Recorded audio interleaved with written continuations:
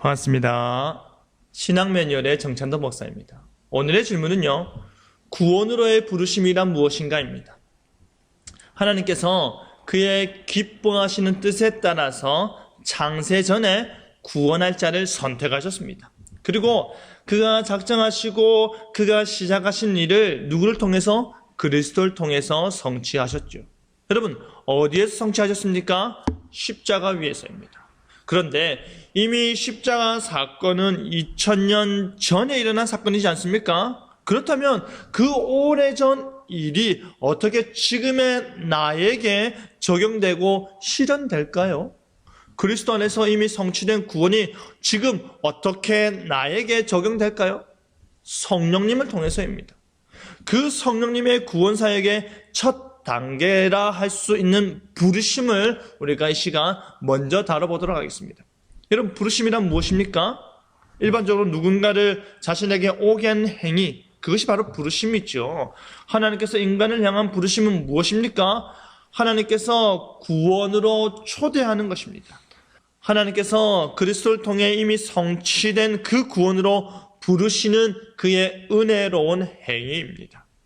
여러분, 그런데요, 부르심에는 두 가지가 있습니다. 외적 부르심과 내적 부르심이죠. 흔히 말해서 우리가 복음 전도를 할 때 많은 사람들이 이 외적 부르심을 접하게 되는데요. 예수님 믿으세요. 교회 오세요. 교회 와서 예수님 믿으시고 천국 같이 갑시다 라는 그런 말을 전하는 것, 그리스도의 복음을 설명해 주는 것, 회개하여 죄 용서를 받도록 하는 것, 그리고 구원의 약속과 영생의 길을 제시해 주는 것, 이 모든 것이 바로 외적 부르심입니다.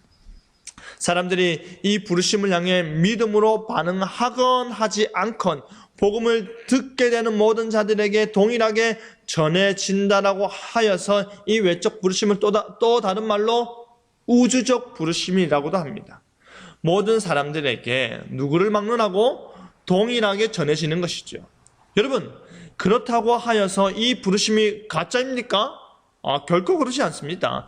이 부르심 역시 하나님으로부터 오고요. 하나님의 복음을 말하는 것이니까 진정한 의미에서 부르심 맞지요. 이 부르심에 담긴 내용인 회개하여 믿는 자에게 무엇이 영생이 참되게 주어진다는 그 약속은요, 확실한 것입니다. 그런 의미에서 하나님께서 선택한 자들에게는 구원으로 초대하는 방법이 되고요. 하나님께서 유기한 자들에게는 그들의 믿음 없음에 핑계하지 못하고 정죄하는 방법이 되는 것이죠. 그렇다면 진정한 의미에서 부르심을 받는 자는 어떻게 됩니까? 외적 부르심이 성령님의 역사를 통해서 내적 부르심, 내 안에서, 내 밖에서의 불렀던 내용들이 이제 내 안에서 불러지는 것입니다. 누구나가 들을 수 있는 복음이 내 영혼에 확실히 들리고 심기는 것이죠. 그들은 성령의 역사를 통해서 그리스도께서 성취하신 구원이 말씀을 방편으로 나에게 적용되는 것입니다. 그런데 우리가 여기서 간과해서는 안 되는 요소가 있는데요. 그것은 바로 성령님의 진정한 부르심, 성령님의 내적 부르심은 결코 실패하지 않는다는 것입니다. 성령님의 부르심은 항상 효과적이기에 유효한 부르심, 효과적 부르심이라고 말을 하는 것입니다. 하나님 편에서는 어떠할까요? 결코 후회가 없고 변경되거나 취소되지 않는 확실한 부르심인 것입니다. 이 부르심은 누구를 향한 부르심입니까? 하나님의 택한 백성들을 위한 부르심입니다. 그들에게 들린 외적 부르심이 내적 부르심이 되게 하여 그리스도를 통해 하나님께로 돌아가는 부르심입니다.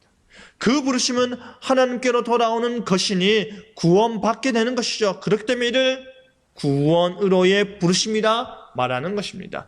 그 일을 누가 한다고요? 성령 하나님께서 하시는 것입니다. 무엇을 통해서? 오직 말씀을 통해서 하나님의 나라와 영광을 위한 부르심으로 우리를, 구원으로의 부르심으로 우리를 초대하는 것입니다. 그 구원으로의 부르심에 여러분이 속해 있음을 감사하시기 바랍니다. 감사합니다.